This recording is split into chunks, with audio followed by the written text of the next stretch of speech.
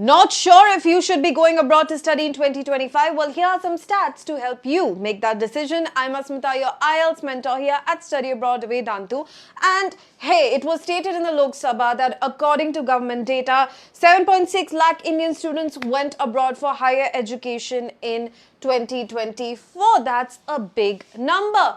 While the figure was higher in 2023, the peak was 8.94 lakh, and maybe because of geopolitics, there could have been a situation where a small decline was seen here, but that still is a big number of students going abroad, and this information was provided to us by the Bureau of Immigration, and this was in the Lok Sabha, right? So if you look at year-by-year statistics here, you can clearly see that in 2020, it was 2.6 lakh students. Then the figure rose to 4.45 lakhs in 2021, then jumped to 7.52 lakhs in 2022, and 2023 saw a peak of 8.94 lakhs, and then there was a marginal decline to 7.6 lakhs. So studying abroad is only getting popular year by year. I think now it's more accessible.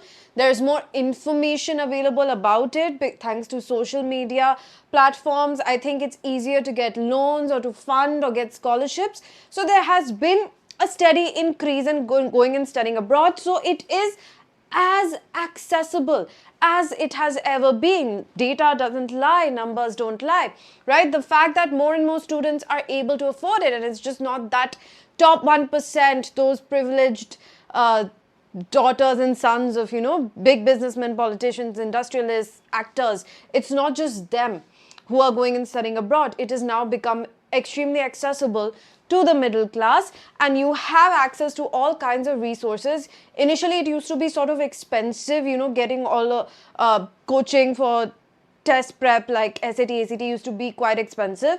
Now, because the demand has seen an increase, and when there is a demand in the market, supply is always there.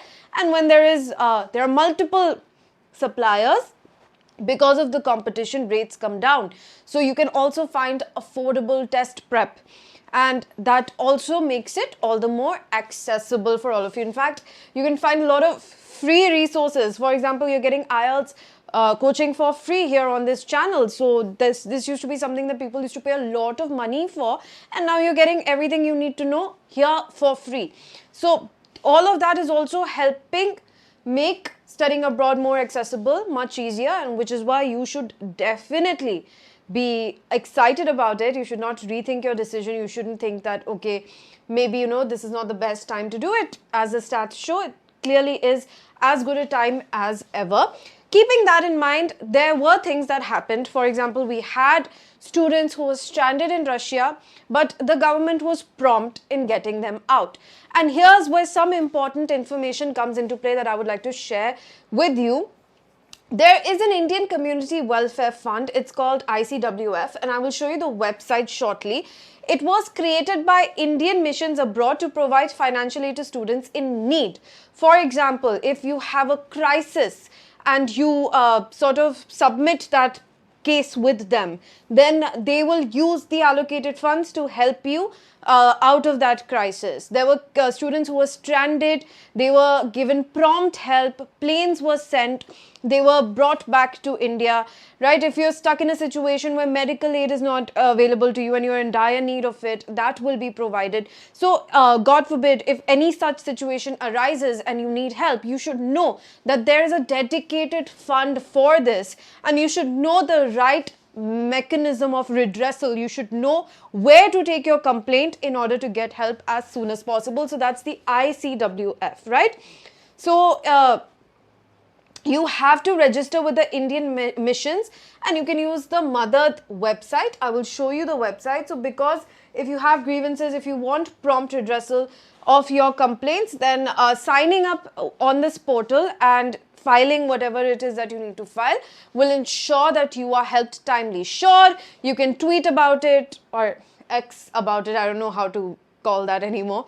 You can post about it on social media. That might or might not reach the right voices. But if you're registered on the official website, God forbid. Now see, I am not saying you should think of this as something that is likely to happen, but I'm saying you should be prepared for all circumstances, and you should know that if a situation does arise where you are in trouble, Your country is there to back you up. Your country is there to help you. There is a fund that's got your back. All right. So the statistics indicate both the increasing ambitions of Indian youth and challenges in giving them safety and support abroad.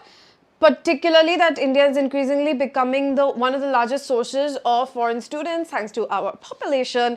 We do provide a large number of a lot of things, including foreign students. And so, yes, efforts are being made. Now, if you go to the Ministry of External Affairs website, here's where the ICWF fund comes into play. You can read about it, you know, how it assists overseas Indian nationals in distressed situation, you know, boarding and lodging in case you just find yourself in the middle of nowhere, completely homeless, no place to live, right? And some certain situations have led to that. Then you can also, now again, I'm saying, God forbid, none of this should happen to anybody.